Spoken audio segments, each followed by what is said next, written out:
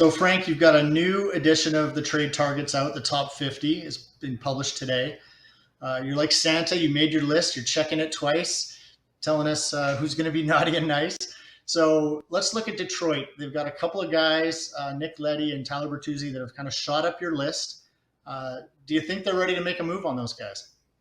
Yeah, I think the best way to describe the Detroit Red Wings is open for business. They're, I think, ready to do just about anything that Steve Yzerman thinks will make their team better. And I think there's been a lot of conversation that's percolated in the last 48 to 72 hours about Tyler Bertuzzi, where a number of teams like, can we really pry this guy loose? And I think the answer is yes. He's had an unbelievable season. 24 goals, 24 assists for 48 points in just 50 games. He's also missed 9 games because he hasn't been able to play in Canada and cross the border because he is one of 2 active NHL players that is unvaccinated to this point. And so when you look at Bertuzzi and the season he's had, he has 1 more year left on his deal next year at $4.75 million, and is someone that, talking to teams, they say this guy, it's a compliment. He's incredibly annoying to play against. And not only that, he's a lesser skilled version of Brad Marchand. So I thought that was a perfect way to describe him. A perfect playoff piece for a contending team. And not only that, but you'd be able to keep him. So high value in Tyler Bertuzzi. I think the Red Wings are open to discussing it. I think Bertuzzi is open to a trade. I think that's the proper way to frame it. A couple other guys that we had on our list from Detroit.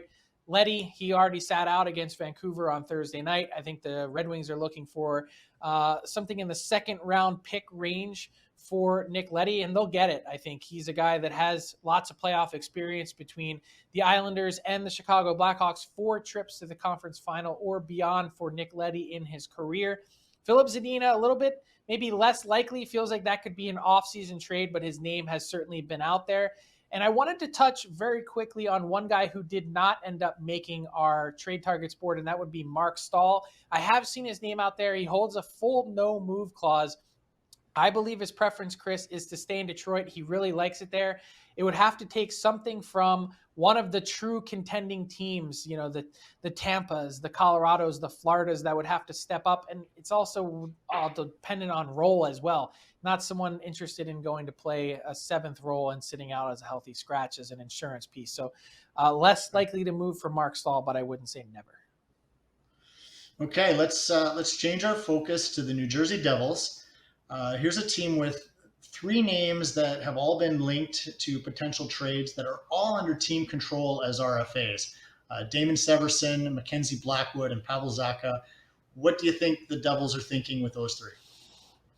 Pretty similar vein to the Detroit Red Wings in that I think Tom Fitzgerald has a lot of different balls in the air. I think there's been some interest in Severson that they might have to consider ultimately if teams check down to a guy like him from the rental market, or they look at the prices on the rental market and say, why would I trade that for this guy when I can trade maybe just a little bit more and get Damon Severson for an additional year at $4.2 million?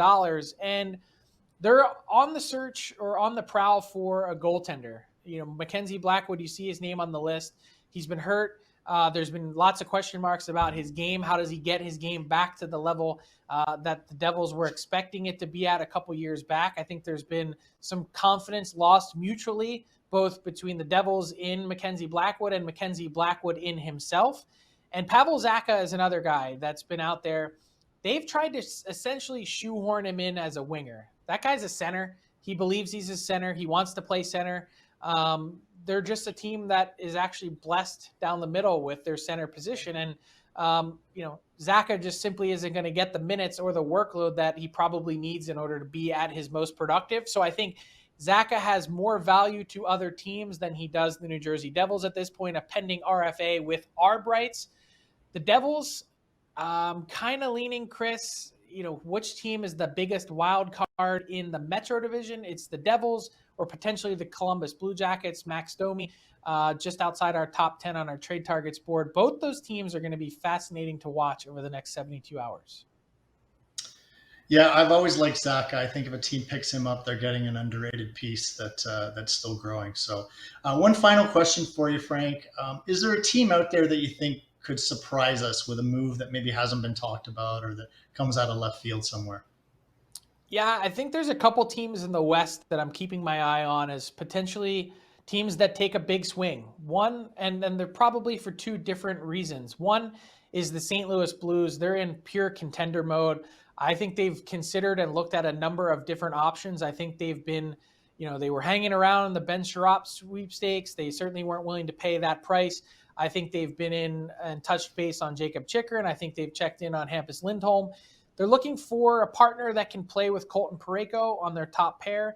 They're looking for potentially some help at forward with someone that's versatile. They're a team that really had a lot of interest in Claude Giroux.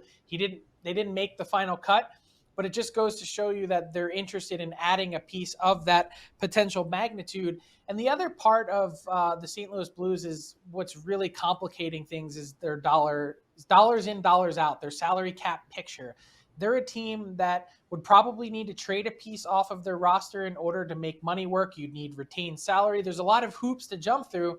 But I think the way Doug Armstrong views his team is that they have probably as good as any chance of anyone in the Western Conference. Minnesota Wild are in this category. The Calgary Flames are in this category of being able to knock off or go toe-to-toe with the Colorado Avalanche in a playoff series. If anyone, it could be the Blues. They'd like to gear up and help themselves as much as they can to boost their chances. The other team is the Los Angeles Kings. Different scenario, not quite in full contender mode, but I could see them going out to add a piece, particularly up front on the left side. I could see them adding on their back end as well, but they're looking probably not for rentals. They're not going to be paying high prices, but a team that would be interested in players with terms. So I think Rob Blake has been out there. You've heard the Kings linked to Jacob Chikrin for one. The Boston Bruins have been linked to Chikrin. The Bruins are another team that could make some big moves at the deadline. Lots of intrigue, lots of unknowns as we get to the deadline.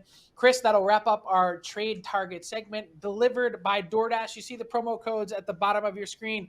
DFODD if you're in Canada, DFODDUS if you're in the United States. That gets you 25% off and free delivery on your first order. It's deadline weekend. You've got the NCAA tournament on, March Madness. You don't want to cook. All your favorites and more delivered right to your door by DoorDash.